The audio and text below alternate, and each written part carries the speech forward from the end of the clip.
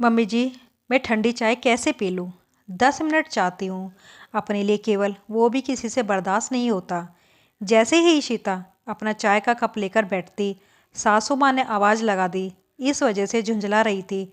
ईशिता ने चाय छोड़कर सासू माँ को मंदिर में प्रसाद दिया और चाय पीने के लिए टेबल पर आई।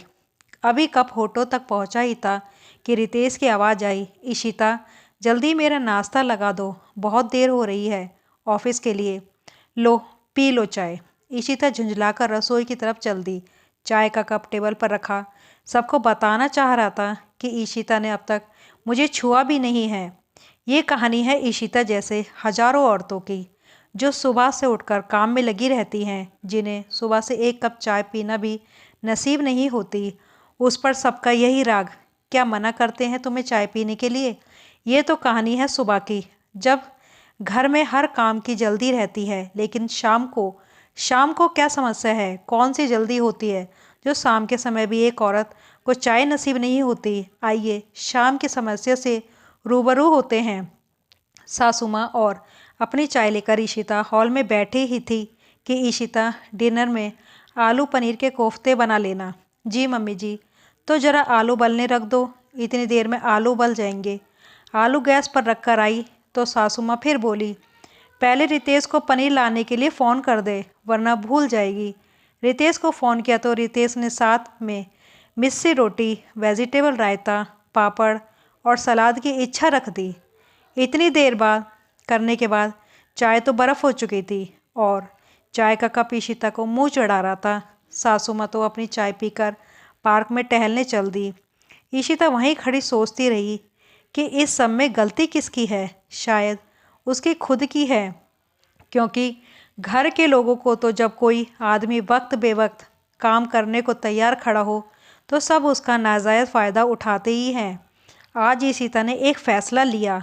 अगले दिन ईशिता सुबह 10 मिनट पहले उठी और काम निपटाकर सासू माँ के लिए प्रसाद तैयार करके रसोई में ही रख दिया और अपना चाय का कप लेकर अपने कमरे में आ गई। वहाँ सुकून से बैठी और अपनी पसंद के गाने चलाकर आराम से चाय पीने लगी। सासू माँ से पहले ही बोल दिया था कि प्रसाद तैयार करके रसोई में रख दिया है, वो पूजा करने से पहले प्रसाद ले लें। आज कमरे में चाय पीते हुए रितेश के साथ थोड़ी सी गुफ्तगू हो गई तो आज ईशिता बहुत अच्छा महसूस कर रही थी।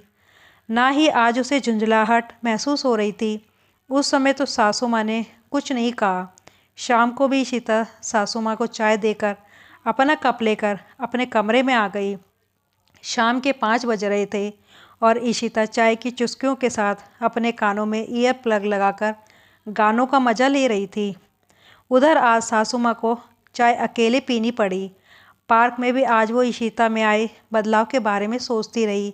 शाम की चाय पीकर ईशिता तरोताज़ा महसूस कर रही थी।